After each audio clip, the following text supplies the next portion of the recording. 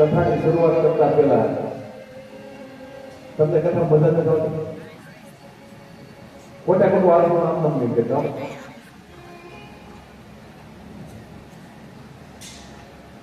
તો મોઢું કેમ કરતા તમે? છેલ્લે દિવસે કથા આવ્યું હતું તમારે મારી વાર જોવાનું, હું તમારી વાર જોવાનું.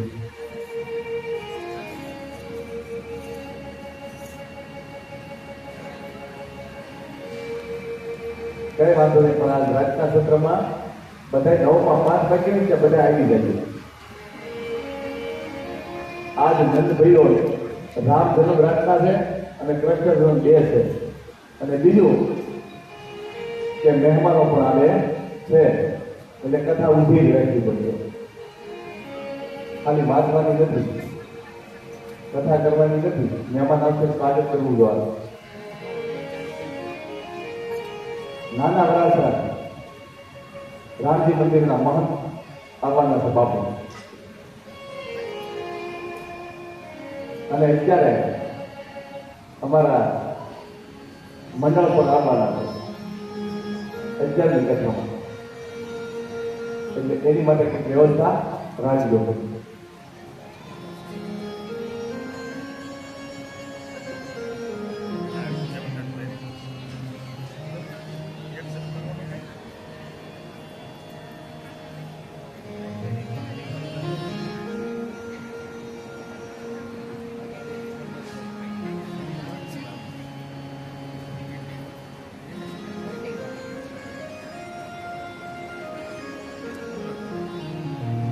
કાલે આપણે બધા કથા સાંભળી સાંજે ભગવાન મુખ્ય સ્વાગત છે પ્રહલાદને બચાવવા માટે. અને સપ્તમ સ્કંદને સુખદેવજી મહારાજે નામ આપ્યો. હવે અષ્ટમ સ્કંદ 8મા સ્કંદમાં પ્રવેશ કરતા સુખદેવજી મહારાજ પરીક્ષિતને કહે છે, હે પરીક્ષિત, હવે તને એક એવી કથા કહું છું કે જે બહુ અગત્યની કથા છે.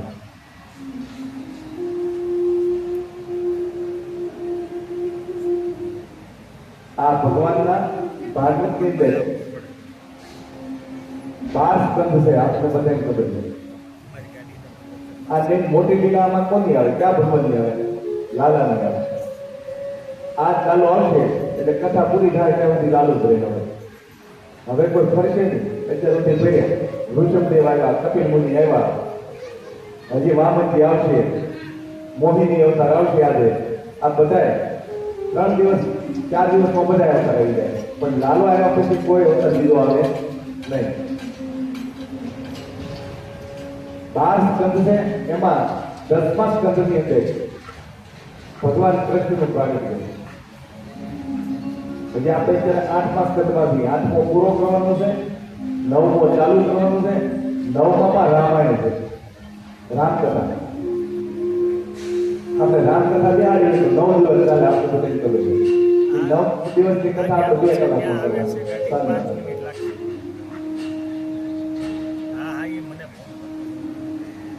ભગવાન 10મા સ્કંદની અંદર ભગવાન કૃષ્ણનું પ્રાગટ્ય છે. ભગવાન કૃષ્ણનું પ્રાગટ્ય 10મા સ્કંદમાં કેમ?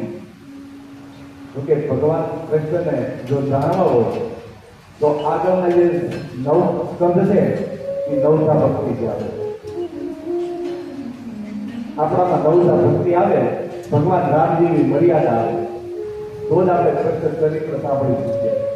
નકર કૃષ્ણ ચરિત્ર આમ જોઈને તો તોફાની છોકરો લાગે. કૃષ્ણ તોફાન જ કર્યા છે, પણ આ તોફાનમાં એની લીલાને આપણે જાણવી હોય તો આપણામાં 9ઠા ભક્તિ લીધો હોય, રામજીની મર્યાદાઓ લીધો, તો કૃષ્ણ ચરિત્ર આપણે સાંભળી શકીએ. અને 10મા સ્કંદને ભાગવતનું હૃદય કીધું છે. આપણે શરીરમાં હૃદય છે ને, હૃદય કોઈ કાઢીએ શું થાય? બધે ભેગા થાય કુવલ ને મૂકી જાય અશ્વિની ઉભા. એમ ભાગવતનો પ્રાણ સમાજ તમે કહો તો આ 10મો સ્કંદ છે. અને મને આમાં પ્રાણ કરતા વધારે અગત્યનું લાગ્યું હોય તો ભગવાનની રાસલીલા 10મા સ્કંદમાં હૃદય ઉપર ધડધડ ન થતું હોય તો વેન્ટિલેટર ઉપર હોય તો કઈ કામ નહીં. એમ આ રાસલીલા છે એ હૃદયની ધડકન છે. ધડકન તો કેમ દિલ હાલે, હૃદય હાલે નહીં.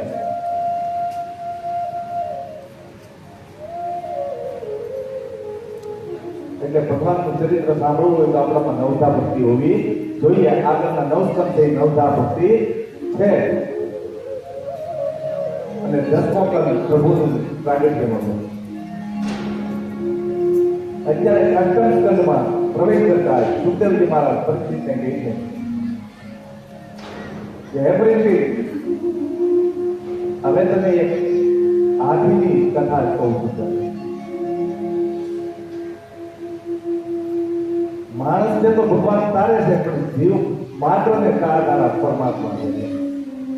એની માટે પશુ, પંખી, હિંસક પ્રાણી બધા એક સમાન છે. એની માટે કોઈ જીવ નાનો નથી, કોઈ મોટો નથી. બધાની ઉપર સમદ્રષ્ટિ રાખનારા છે.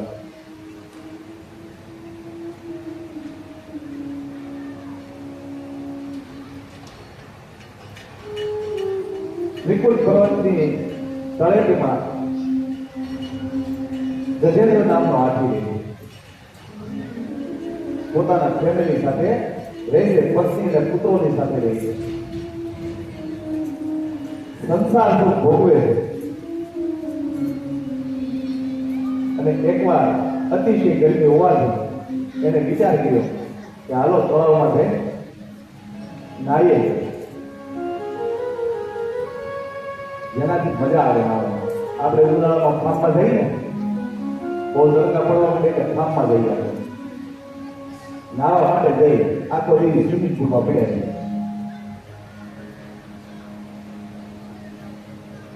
એમ આને ગજેન્દ્રને એના બાળકોને ઈચ્છા થાય કે ચાલો આપણે નાવા માટે જઈએ. ગજેન્દ્રએ પોતાના પરિવારને લઈ અને એક તળાવમાં નાવા આવ્યા. નાવામાં એટલો પરિવાર પાણી ભૂલે છે અને બહુ મજા કરે છે.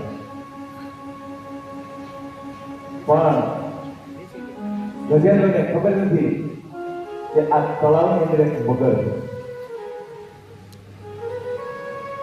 આ ગજેન્દ્રની કથા નથી, આ જીવ માત્રની કથા છે. આપણે બધા સંસાર છે, સંસાર છે એ સરોવર છે.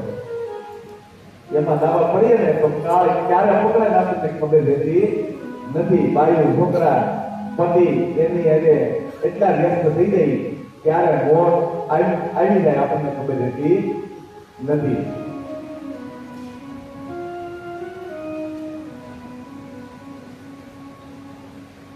નાવામાં મશગુલ છે એ સમયે અચાનક અંદર ગ્રાસ મગર ગ્રાસ આવી અને હાથીનો કળ પકડાય છે. હાથી બહુ જોર કરે છે, પણ હાથીથી પગ છૂટતો નથી.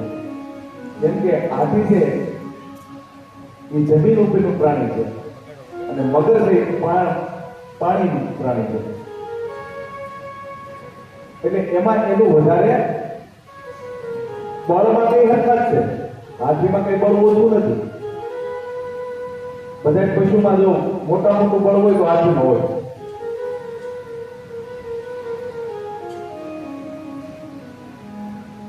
એકવાર સિંહને એવું થયું. સિંહને વિચારે, સિંહ કે આમ બધા જંગલનો રાજા માને છે, પણ હકીકતે માને છે ખાલી અમને. મને એમ છે કે હું વનનો રાજા છું, પણ મારે બધાને પૂછવું જોઈએ. એટલે સિંહ ગુફામાંથી નીકળે અને હાલતો હાલતો આગળ ગયો એટલે સામે ગધેડો મળ્યો. ગધેડા કીધું એ ગધેડા ઉભો રહ્યો, પણ સિંહને ફરી ગધેડો ઉભો રહ્યો. ગધેડો ભાગતો એટલે સિંહે કીધું તું બાઇકમાં આવ્યું ને મારે નહીં, મારા સવાલનો જવાબ દેવાનો. ગધેડો ઉભો રહ્યો બોલો હું સવાલ કરું કે બોલ જંગલનો રાજા કોણ છે? ગધેડો હલતો હલતો ધ્રુજતો કે બાપુ તમને રોજ બીજા કોણ હોય કે દીકરા મેળે કાંઈ વાંધો નહીં જવા દે. ગધેડો જોતો રહ્યો, આગળ ચાલતો રહ્યો, હરણ મળ્યું, હરણને ઊભું રહ્યું, હરણને આ સવાલ કર્યો, હરણે સેમ ગધેડા જવાબ આપ્યો એવો રહ્યો. એટલે પાછું કેમ એમ તો હજી થોડા મને પૂછવું છે. રસ્તામાં જે પૂછવું મળ્યા બધાને ઉભા રહ્યા અને બધાને પૂછે બધા સિંહની દીકે બધા એક જ જવાબ આપે કે વનના રાજા તમે. પછી બહુ માર મંડે જ મળવા એટલે અહંકાર મળે આવો. હવે સિંહ ત્યાંથી પાછો વળી જઈને વાંધો નથી, ઘણા એને કહી દીધું છે વનના રાજા તમે. એમ આપણને માન મંડે જ મળવા પછી ત્યાંથી પાછા ન વળીએ, જેમ માન મળતું જાય એમ આપણે ઊંચા કરતા રહીએ, પોલર મળીએ તૈયાર કરવા. માન મળે, સન્માન મળે તો હંમેશા યાદ રાખવાનું કે ઝાડવા જેવા થવું. બધા એમ કે ઝાડવા જેવો થવું, ઝાડવા જેવા આપણે નથી. ઝાડવું નાનું હોય તો આમ સીધે સીધું, લીમડો સીધો હોય, પણ જેમ ઉપર જતું જાય એટલે આમ નમતું જાય, મોટું થતું જાય એમ નમતું જાય. અને આપણે જેમ મોટા થઈએ એમ ટાઈટ થતા જઈએ, નીલગીરી જેમ. બહુ ટાઈટ થઈને ઉભા રહી તો ક્યારે પવન આવશે ક્યારે આપણને પડી જાય એનો ભરોસો નહીં.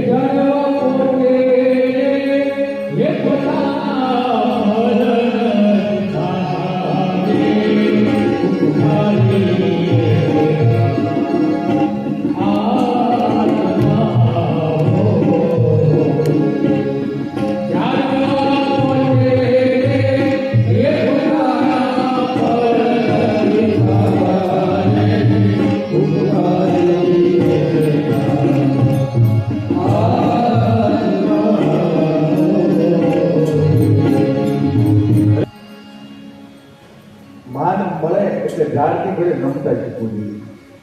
બહુ ટાઈમ થઈ તો ક્યારે પવન આવે ક્યારે પડી જાય એવું કાંઈ નક્કી નહીં. એમ સિંહને બધાએ કીધું કે ભાઈ તમે જંગલના રાજા છો, ત્યાંથી પાછો વળી જાઓ તો વાંધો નહોતો. પણ સિંહને એમ થયું હજી હું 2-4 જણા પૂછું કે જે મળે. સિંહ આગળ ચાલતા ગયો એટલે એને હાથી મળ્યો અને હાથી કંઈક ઘેરે ઝઘડો કરી દીધો છે, મગજનો ભરેલો હતો. હાથી ક્રોધમાં હતો.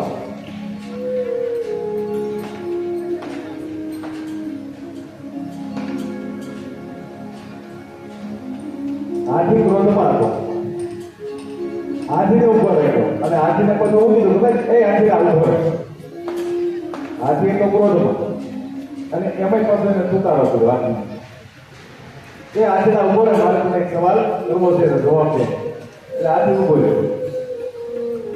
હાથી કીધું કે બોલો શું સવાલ છે? પણ અત્યારે ન કરો તો સારું કે મારું મગજ ફરે છે. પછી કે નહીં સવાલનો જવાબ દેતો હતા પછી રહ્યો હતા. ત્યાં પૂછ્યું બોલ જંગલનો રાજા કોણ? ઘેરે પાછી નીકળેલો હાથી, મગજ ફરતો હતો. આવો સવાલ કર્યો એટલે હાથીનો મગજ જરાક વધારે કામ થયો. એને પોતાની ઊંઢમાં લીધો, ઊંઢમાં લઈ આમ વીંટકો દીધો, વીંટકો લઈને કાંકીને ઠંડી દિવાલે જ પડ્યો. સિંહ ના પડ્યો એટલે એની કમર ભાંગી ગઈ. સિંહ ધીમે આમ બે હાથ ઉપર આમ આવ્યો. સિંહ હાથીની પાસે હાથીને એમ કે શું કે ખબર છે કે ન ખબર ના પાડી દેવાય કે ભાઈ આમ ગાંઠડો કરી દેવાય. એટલે બહુ વધારે પૂછવા જઈએ, વધારે આપણે માસ લેવા જઈએ તો ક્યારે પેટ ભાંગી જાય કઈ નક્કી નહીં.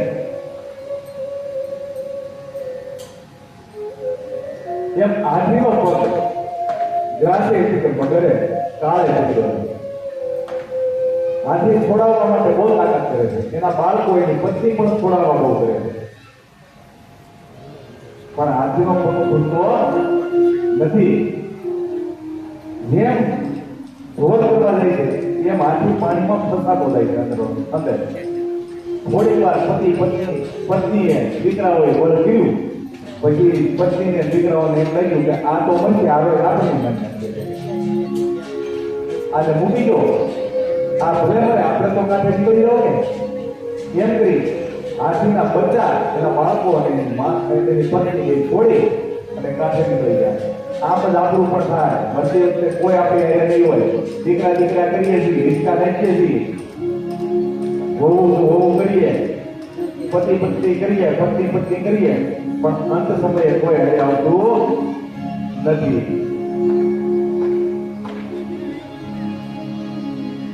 हे गोविंद हे गोपाल सब तो जीवन हारे. हे गोविंद हे गोपाल जीवन हारे. हे गोविंद राम शरण जीवन हारे. हे गोविंद राम शरण जीवन हारे. जीवन हे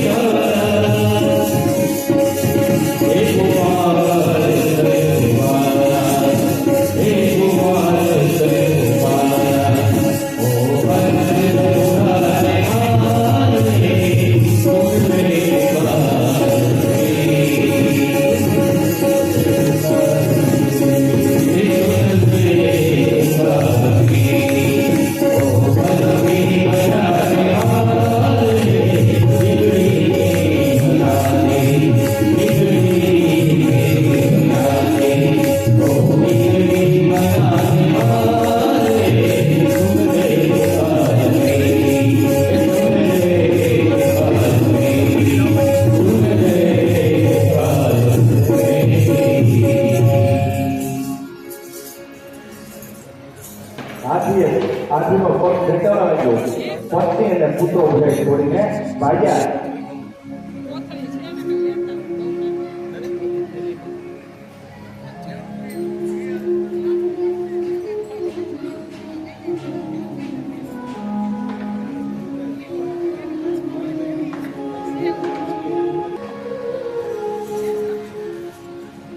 આમ ઘણા વર્ષો સુધી આ ગજેન્દ્રનું અને ગ્રાસનું યુદ્ધ ચાલ્યું છે.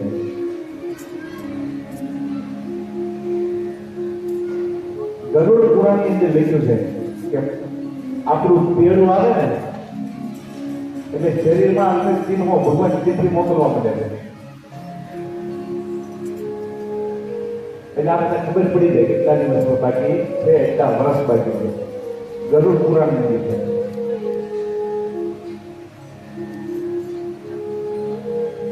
એમ ગ્રાસ અને ગજેન્દ્રનું યુદ્ધ ભયંકર ચાલુ છું.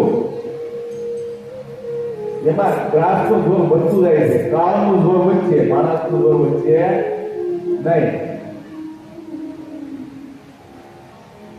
અને અંતે કાળ આપણા મોઢામાં ધોળી નાખી દે છે. કાંઠે ઉભા ઉભા પત્ની અને એના દીકરા કહે છે બચાવો બચાવો, પણ કોઈ મદદ આવતી નથી. અને પાણીની ધીમે ધીમે ગજરા ફસાવા લાગ્યા ગજેન્દ્ર. ત્યારે ગજેન્દ્રને ખૂબ પસ્તાવો થાય છે, પણ સમય જતો રહ્યો, હવે પસ્તાવો કરી શું ફાયદો? ગજેન્દ્ર વિચાર કરે છે કે જે પત્ની માટે, જે દીકરાઓ માટે તમારું જીવન બેસી નાખ્યું છે, રાત દિવસ મેં જોયા નથી, અને એની માટે આ બધું મેં કર્યું. અને જો તો ખરા અંત સમયે મને બધાઈ મૂકીને જતા રહ્યા. પસ્તાવો આ ફળો જેમાં ન પડ્યો હોય અને પ્રભુ ભજન કર્યું હોય તો આજ મારે આ દિવસ જોવો ન પડે. આપણને અત્યારે ભલે પસ્તાવો ન થાય, પણ મેં તમને કીધું ને કે મરતી વખતે આપણે ભગવાન 10 મિનિટનું પિક્ચર દેખાડે તો એ પસ્તાવો થાય બધાય કે આપણે ખોટું કર્યું છે. આખું પિક્ચર દેખાડશે, આપણે જે જીવ્યા છો ને એ રિપીટ થાય. અને પછી એમાં પસ્તાવો કરતા કરતા છે ને કોઈને આંખમાંથી પ્રાણ નીકળી જાય, કોઈનો મોઢામાંથી નીકળી જાય, કોઈનો નાકમાંથી, કોઈનો કાનમાંથી, કોઈનો મળ દ્વારા, આવી રીતે ઘણા રસ્તે ઉપરથી બ્રહ્મરંધ્રમાંથી જેનો પ્રાણ જાય એ મુક્તિ પામે. તમે શવ જુઓ ને એટલે તમને તરત જોવો એટલે તમને ખબર પડી જાય કે આપણો પ્રાણ ક્યાંથી ગયેલો. પણ ભોજન કર્યું હોય તો બ્રહ્મરંધ્રમાંથી જાય, ભોજન કર્યું તો આવે.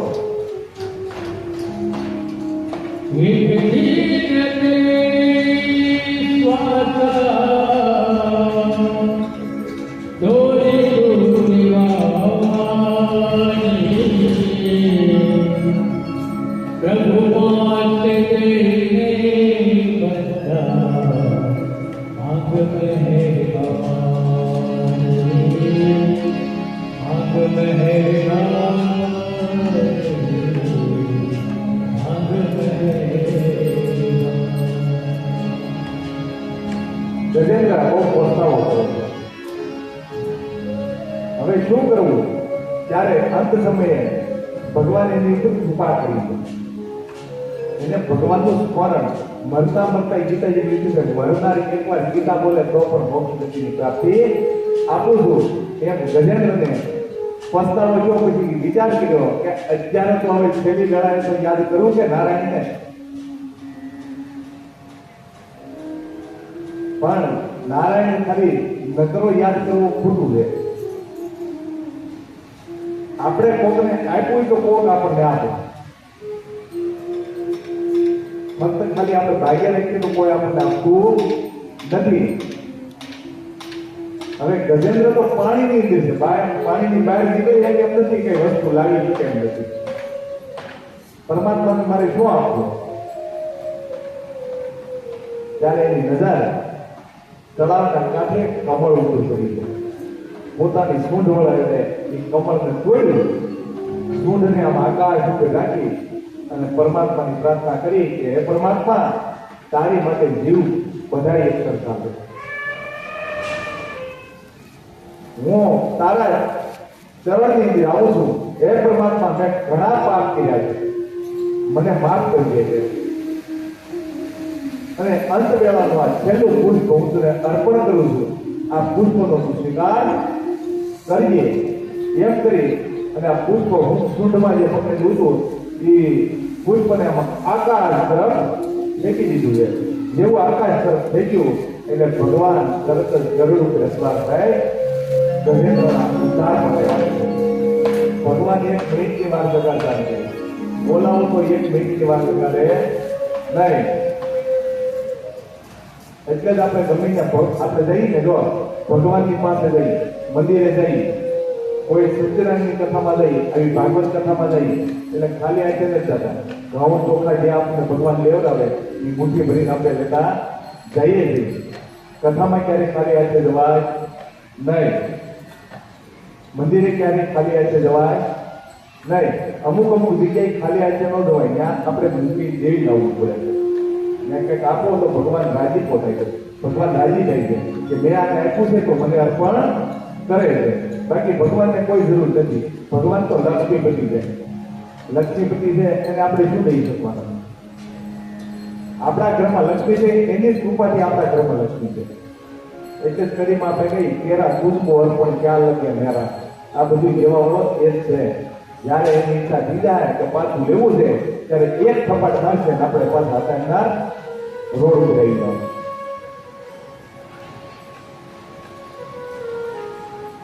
પ્રાર્થના કરી એટલે કરુણ રૂપે સદૈવ ભગવાન આવે છે.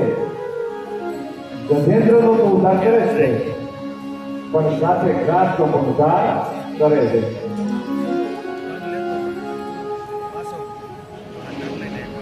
એ દીવાના કરુણે ચડીને ગોવિંદ પાસે.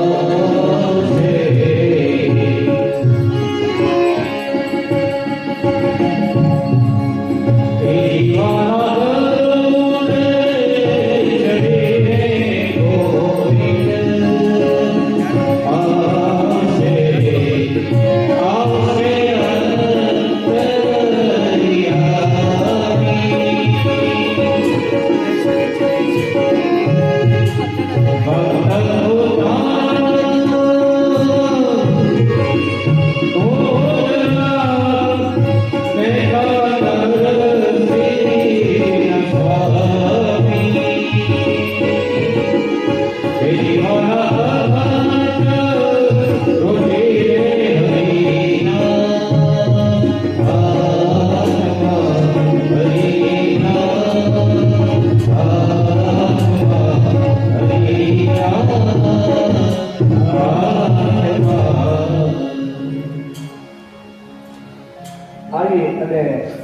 ગજેન્દ્રનો તો મોક્ષ કર્યો છે, પણ સાથે મગરનો પણ મોક્ષ ઋષિને પ્રાપ્ત થઈ છે.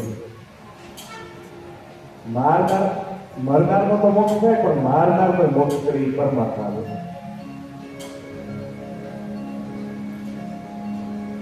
અને ભગવાનની સામે આપણે એક ડગલું ચાલીએ ને ભગવાનના સર્વના કામમાં, એટલે ભગવાન 10 ડગલા આપણી સામે ચાલે.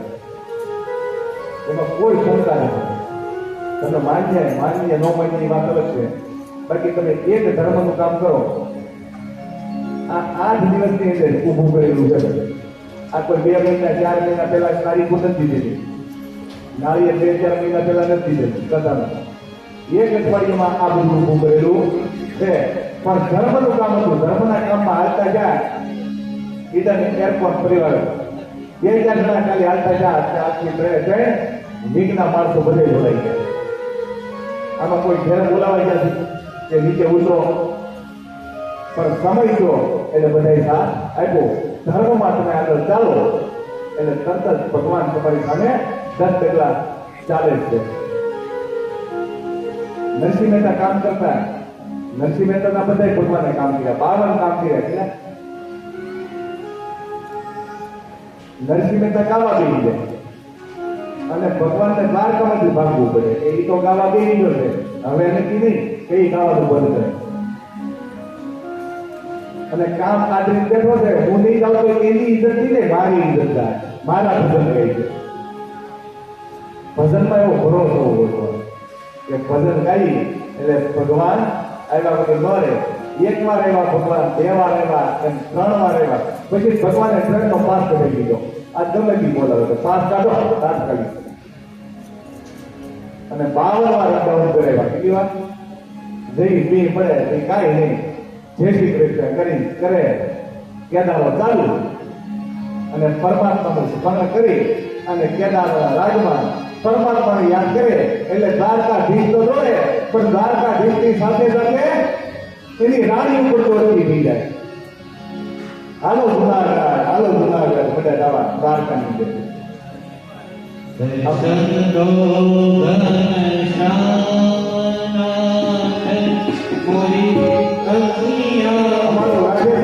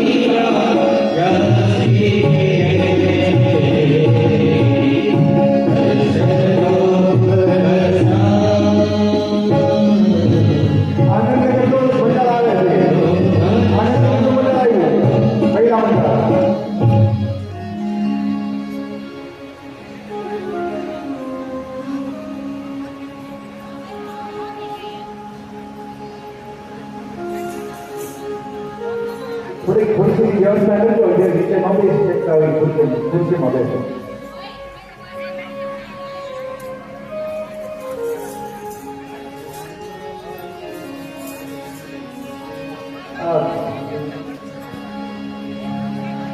આજે મંડળ આયો મારે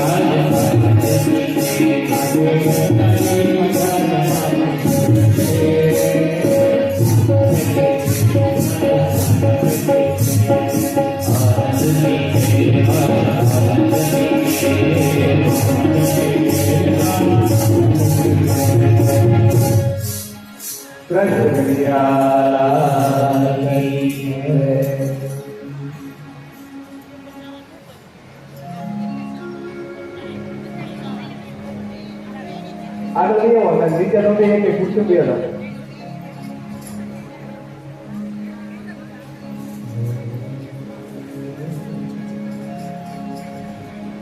મહિલા મંડળની અહીંયા ઉપસ્થિતિ થઈ આગમન થયું. આપ સૌનો વ્યાસાસન તરફથી અને આ ઉડાન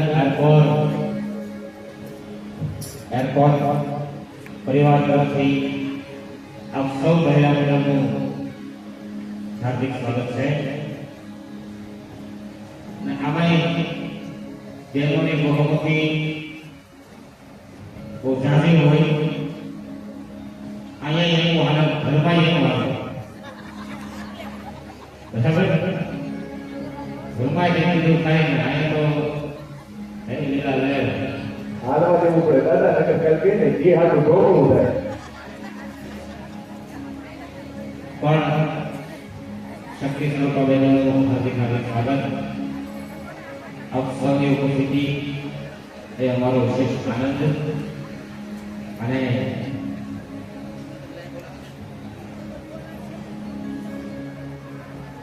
હેલો